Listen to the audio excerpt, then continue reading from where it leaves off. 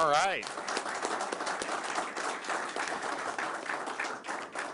Well, we're happy to be here in Walton County. I think I got some of my folks here with us, Dane Eagle, Jamal Sal. I think we have the Walton County Board of County Commissioners with us, correct? And I think we have the DeFuniak Springs City Council. Are you guys here too? Okay. And then the Walton County Economic Development Alliance. There you go. Okay, so we've got all hands on deck today, and that's appropriate because we're happy to be able to announce $1.1 million in funding for Walton County through the Governor's Job Growth Grant Fund, as well as our Rural Infrastructure Fund. And so first, $500,000 from the Job Growth Grant Fund will fund roadway, water, and sewer infrastructure improvements at the Woodland Commerce Park, which will benefit businesses within the industrial park area and will help attract companies that will create more high-paying jobs in fields like modular home and aircraft manufacturing. And so we know Walton County is a good place to be anyways. This infrastructure, we believe, will end up supporting 1,000 jobs with this entire project. And so that's a really, really good thing for folks here. We're also doing $625,000 through the Rural Infrastructure Fund to improve broadband internet access in Walton County. Funds are part of a bigger plan to ensure the entire county is covered by broadband by June of 2022. And I know the leaders here in Walton County recognize the importance of improving internet accessibility for businesses and employees and to be able to keep people here. And these are important investments. They're not the only investments that we've done since I've been governor. Last legislative session, we secured $650,000 for the DeFuniak Springs Municipal Airport. So we were happy to be able to do that. And so today, I think we're building off some of that momentum, and this will really have a big impact. So when we, the Job Growth Grant Fund is something that we get. People can apply for assistance, and we just try to evaluate the projects that we think will have the best impact. And so the project here in Walton County, we think, I mean, honestly, the money's great, but we think the impact is going to be far greater than the amount of investment that we're putting in. So that's a really, really good thing, and I know folks will really be excited about it. So we have Dane Eagle and Jamal Sal. Dane is the Department of Economic Opportunity Executive Director, and Jamal heads Enterprise Florida. So I'm going to have them come up and say a few things as well. So Dane. Well, first of all, thank you to the governor for all he's doing to help with job creation across our great state. He has kept Florida open. It's been no secret that Florida is open for business. And thank you to the local officials here for working so hard to make sure that these grant opportunities have become available.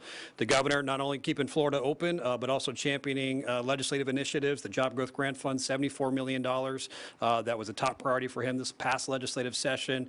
I'm working closely with Jamal at EFI to make sure that those grants or the applications are coming in.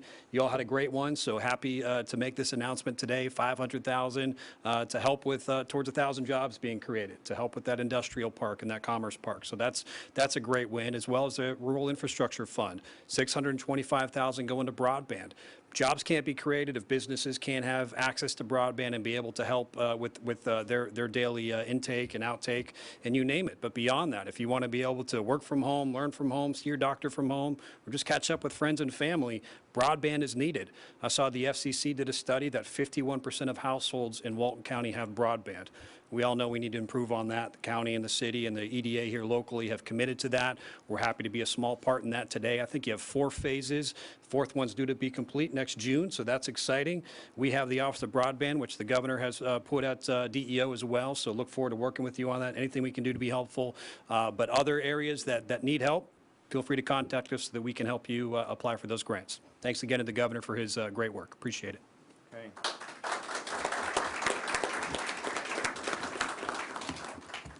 And we have to scrutinize a lot of different projects, and Dane's agency helps us a lot.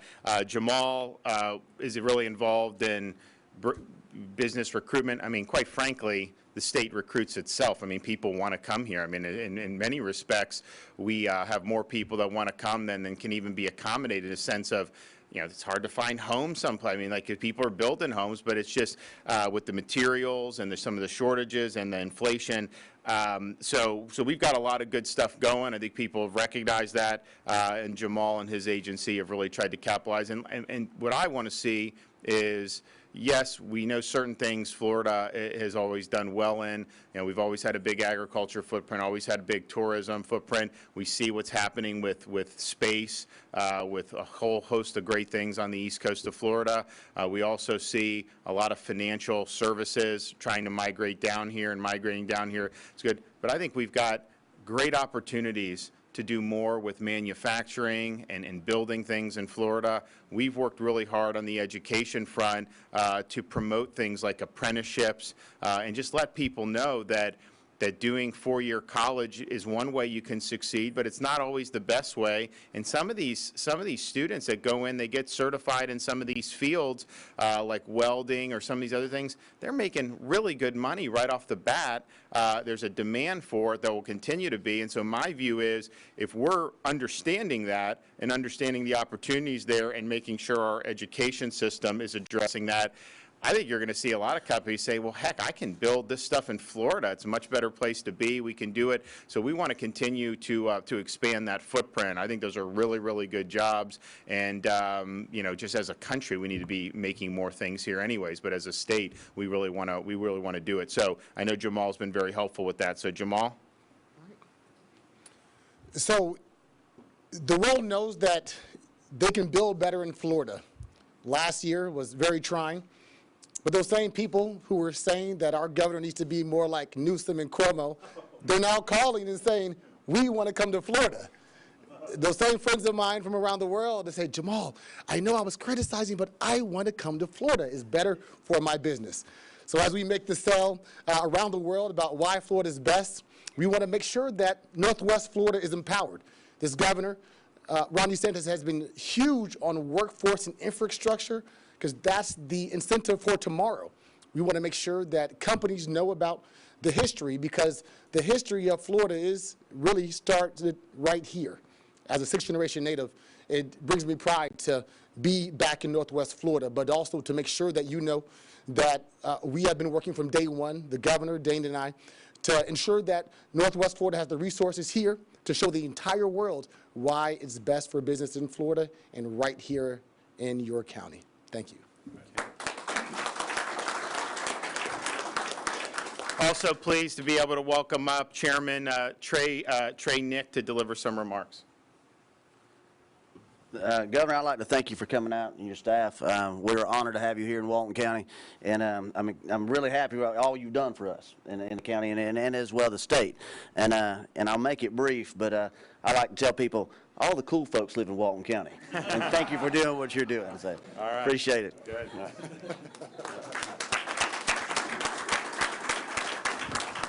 Well, we're happy to do it, and we really appreciate the community here.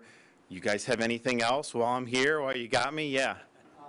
Governor, Commissioner Anderson, District 5, and I want to thank you for your handling of the COVID situation. But on a personal matter, you've done something that I've tried 41 years to do, and that's to turn my daughter from a liberal Democrat to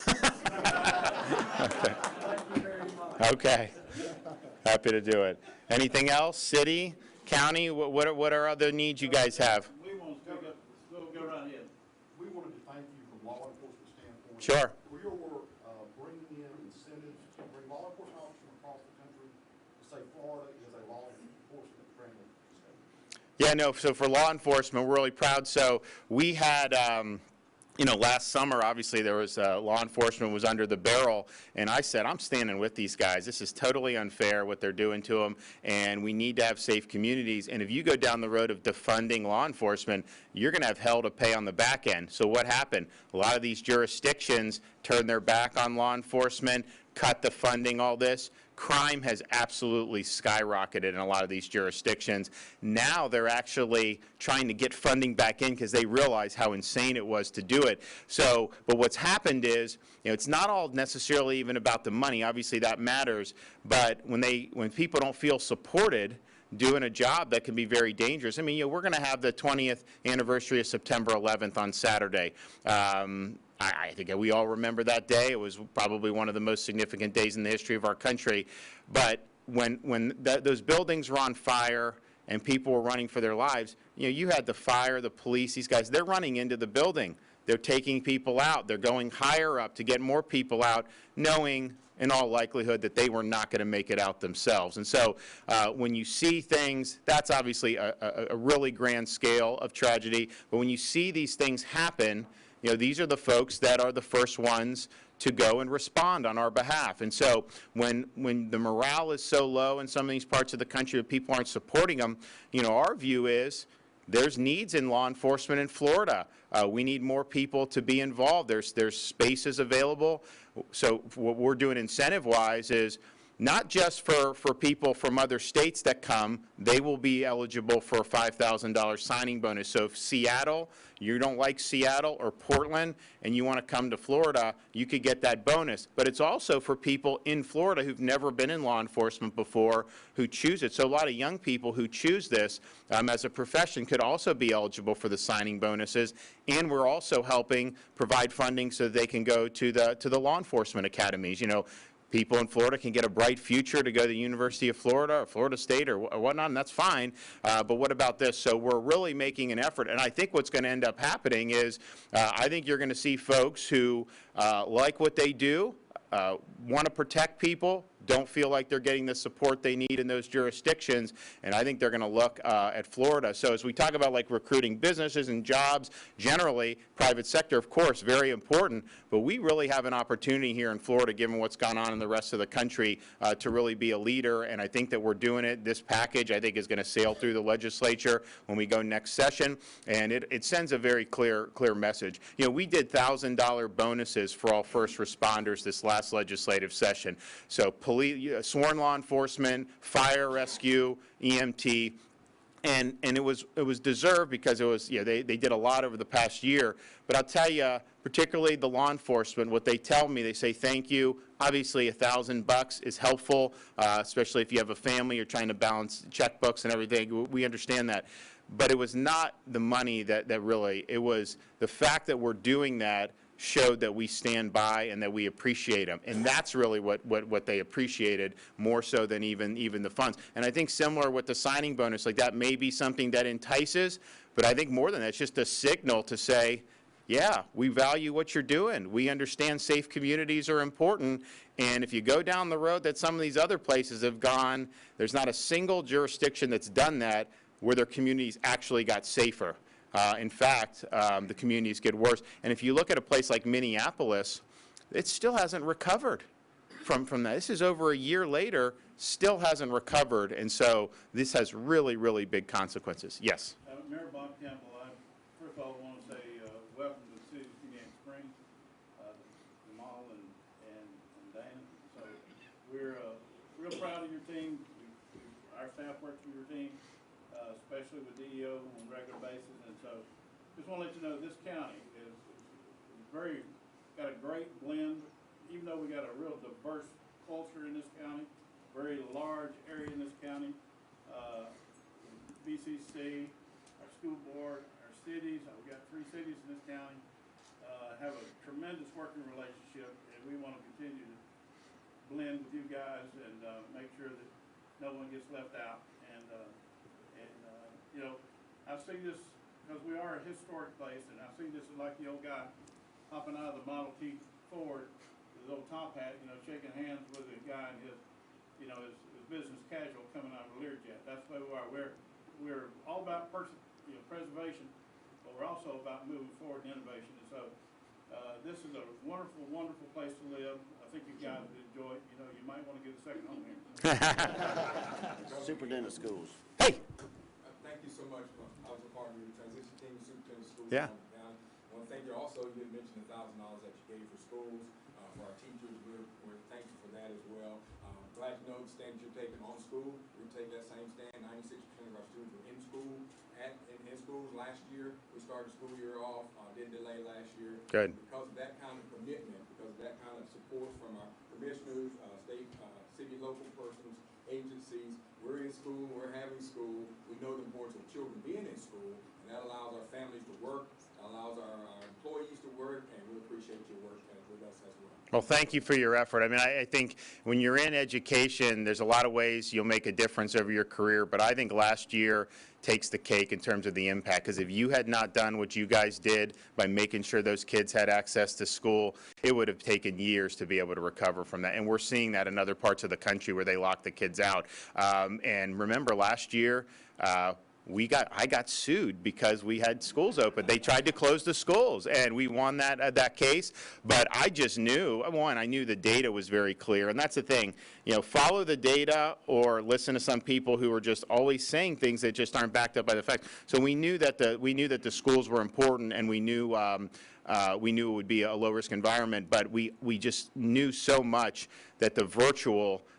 We do virtual better than anyone in Florida, but it's not the same, and not even close, particularly for young kids, particularly for people with special needs. And so one of the reasons we did the $1,000 bonuses for the teachers and the principals is, even though I was getting sued to close it, you know, most teachers, particularly up here, they wanted to get back because they knew their students were falling behind, and they knew they needed to do. Most of the principals wanted to get back to be able to do it. And so we really think last year it was crunch time. We had to figure out what we were going to do, but we in Florida were not going to leave these kids behind, and it was challenging. We still have challenges that we have to do. Incidentally, I'll have a pretty significant announcement next week on education, so stay tuned on that. But we did it, and now we're going to continue going forward, and we want to have a smooth and effective school year. So we're proud of you guys. Now, we're going to work together. There's more we can do. You know, I anticipate being back with some other stuff in the future because I think you guys are going down a good track. I hope next time I'm here is not because of a hurricane aftermath. I mean, we're right in the heart of this season. We had a tropical storm kind of rust through, which was a system, and then it kind of went. But we're ready for it. You guys know, and so we'll see what ends up happening as we go. You know, that one in Louisiana was a pretty big one, but because this is something that they learned from Katrina, their infrastructure was better. That really held up. They learned some stuff on the response, and so most of the worst damage was not in Louisiana in terms of mortality. It was all the way up in the Northeast because it wasn't something that was necessarily, people didn't think it was going to be as big a deal. So the one thing with hurricane season, as I know, and Walton County is certainly one, and these others, especially in the Panhandle, you know it's something you gotta contend with, and so you're ready, and you just know. So hopefully we'll pray that we get spared.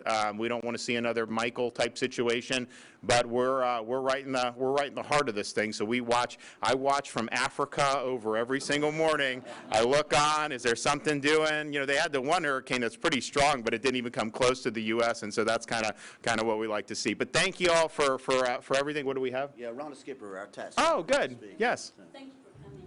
We've heard about law enforcement and we've heard about teachers, but I just want to talk to you a minute about our senior citizens. Sure. And on behalf of the Florida tax collectors, I just want to say thank you for your support. As president of that association this year, my initiative is to be able to go into assisted living facilities and homebound, our veterans lodges, to be able to help those pillars and those pilgrims that have paved the way for us to be able to give them an ID card.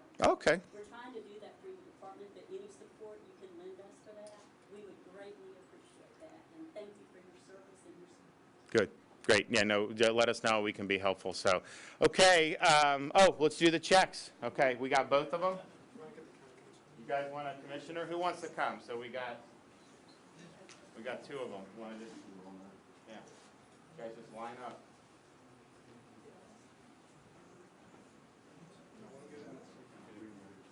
Oh, yeah, no worries.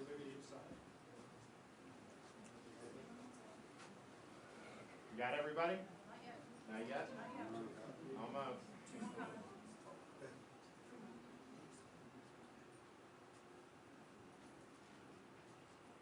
Okay, you got it?